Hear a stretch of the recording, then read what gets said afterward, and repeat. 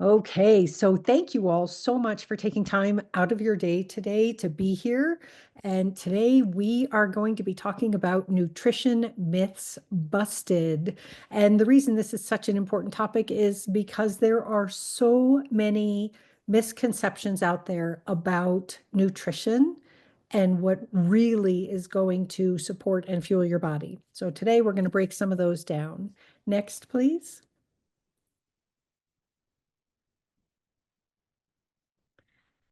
So one of the things that we need to keep in mind is that because there's so much misinformation out there, it actually can have a huge impact on how your body functions, how you feel, how well your brain works, your sleep, your energy, all of that.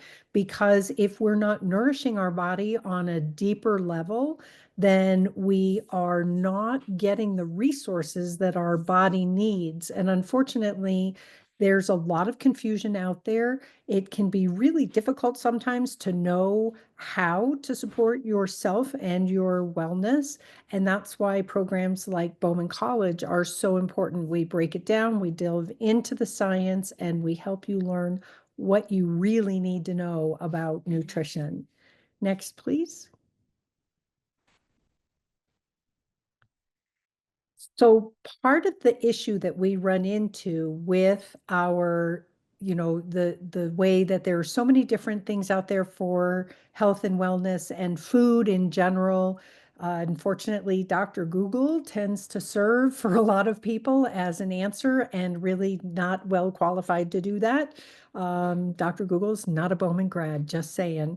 But one of the things we keep in mind is that when we have misleading information, it can cause us to make choices that are not good for us. And then we wind up with nutrient deficiencies, or we can wind up with things that impact various different body systems, such as our heart or our brain, or even how our digestion works. So that's why we really want to break it down.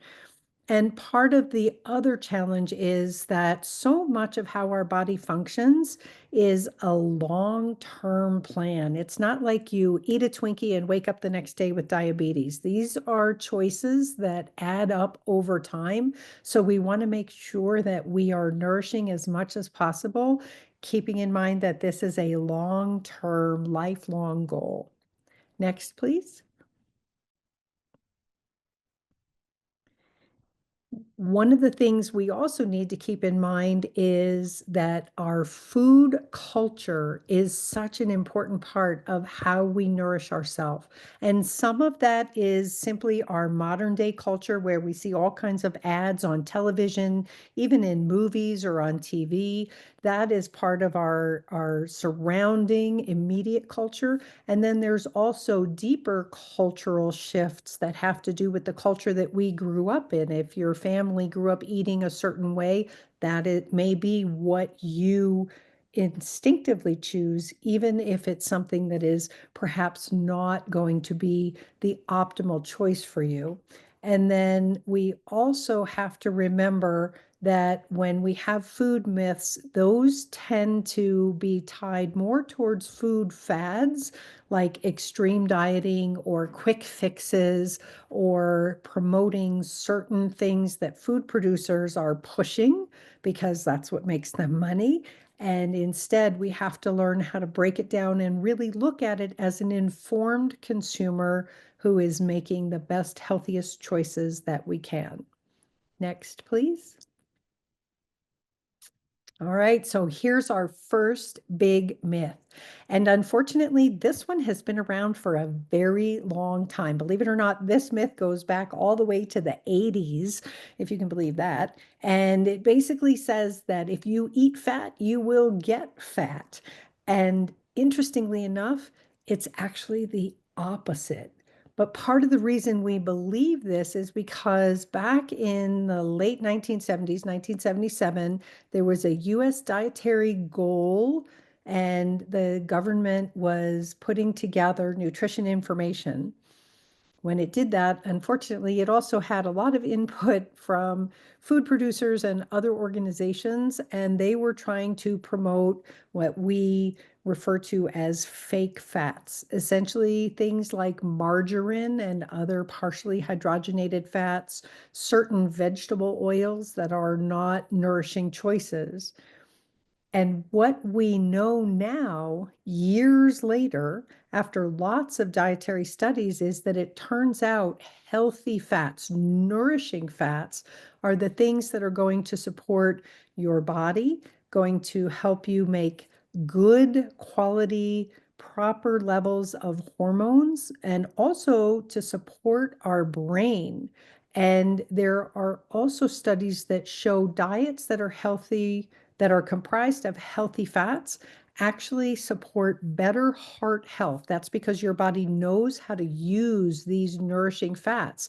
And a lot of them do tend to come from things like avocado, olive oil, nuts, fish.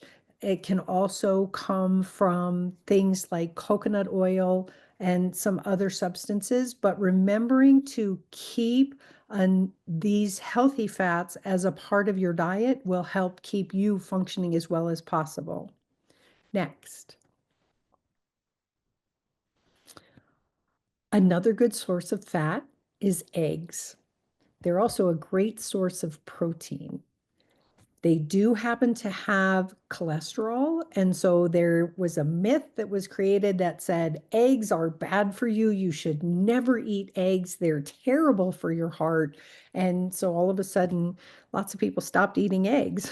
Well, now we know that eggs actually are so healthy for us. They contain wonderful phytonutrients like lutein and zeaxanthin. They also know now that the cholesterol that we eat does not significantly impact the cholesterol that's in our bodies. That tends to come from your liver. So if we have high cholesterol, it's more an issue of liver function than dietary function.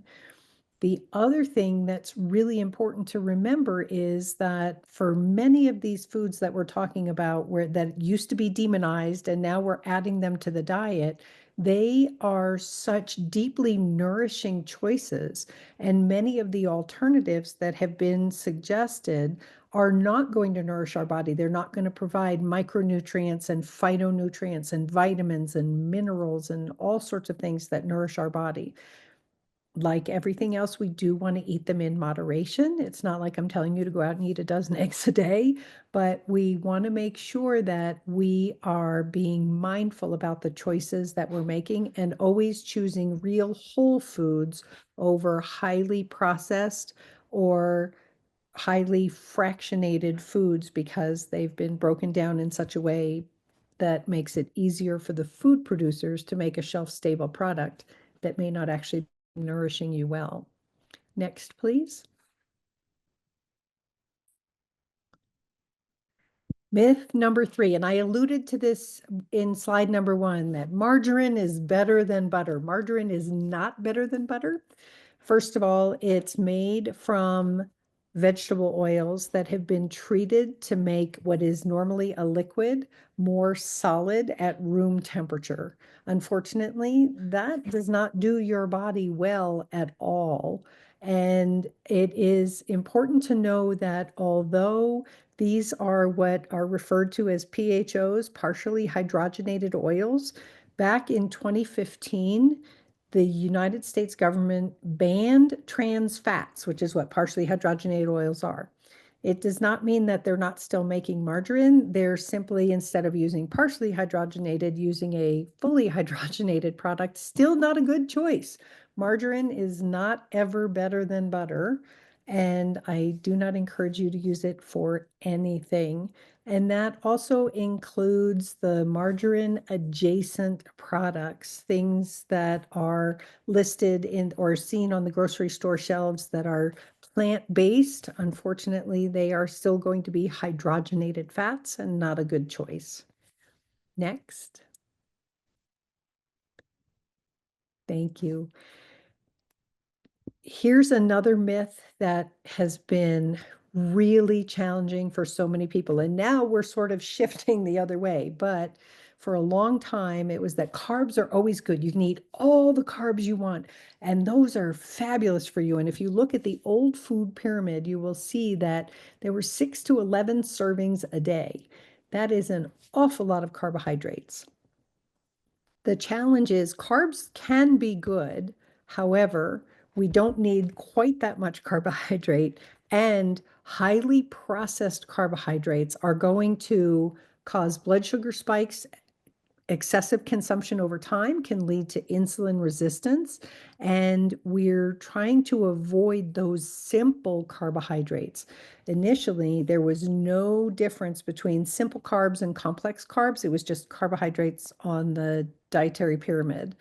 Now we know that what we really need are complex carbs. Things like whole grains, fruits or veggies are great. Highly processed things like crackers and chips and bread and pasta, those all are simple carbohydrates. And believe it or not, weird fact, as far as your body is concerned, there is no difference between a slice of cake and a slice of bread. They are both highly processed simple carbohydrates, and they tend to hit the bloodstream really, really quickly. So if we're going to eat carbohydrates, and we should, because our body benefits from them, we just want to make sure that we are eating more complex carbohydrates and not quite so many. Next, please. Another big myth is that we need to detox on a regular basis. And this tends to come into play, especially in the spring. You'll see lots of different programs that say, oh, this detox program, that detox program, do this for 7 days, 10 days, whatever. I have even had clients sometimes who, when they first start working with me, tell me, oh yeah, I did this detox and man, it was so good. I felt terrible. Well, the goal is you should never feel terrible while you're doing a detox.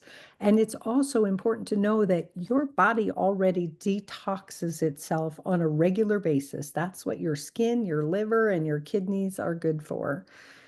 Detox products are not going to necessarily be a good fit for you because they're not providing the nourishment that you need. And so it's really challenging. Instead, what we want to do is make sure that we're nourishing the body, we're hydrating the body, and we're supporting our pathways, liver and kidney, those pathways, they're functioning well.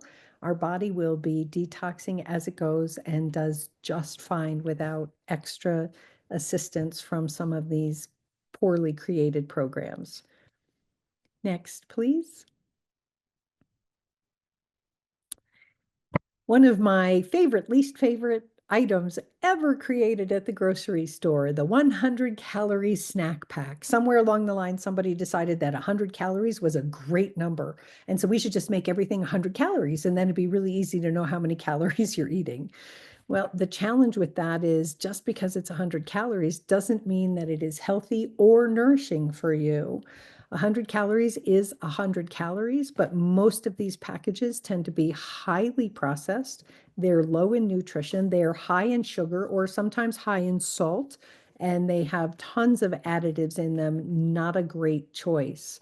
And so we really want to learn how to nourish on a more nutrient dense level by making whole food, real food choices. The other thing that's really wonderful is when we eat these things, our body's still hungry because it's not getting the nourishment that it needs. If we avoid the whole myth of 100 calories and we simply eat foods that are going to nourish our body, chances are you're going to be satisfied much more easily without having to worry about how many 100 calorie snack packs did you eat that day, because your body is going to self-regulate. It's getting the nourishment that it needs. Next, please. And this ties very neatly into the myth that all calories are equal. You may have even heard the phrase, a calorie is a calorie is a calorie. Well, I am here to tell you that is not true. And this was a way for so many myths that popped up about you just need to eat less and exercise more and all, eat what you want, but make sure you're not eating too much. It matters a lot how much nutrition you are getting from your food. Not all calories are equal.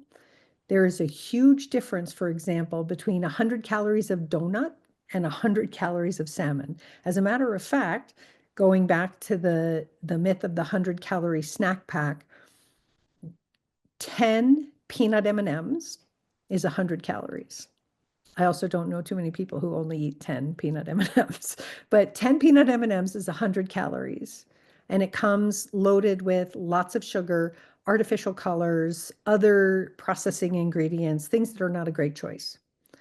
An apple, a medium-sized apple, is also 100 calories. And you are going to get far more nutrition. Plus, you're going to get fiber, which is going to slow down how fast your body is able to process that sugar. And so that makes it a much better choice. So not all calories are equal. We always want to make sure that we are aiming for real whole foods. Next, please. This is a more recent myth.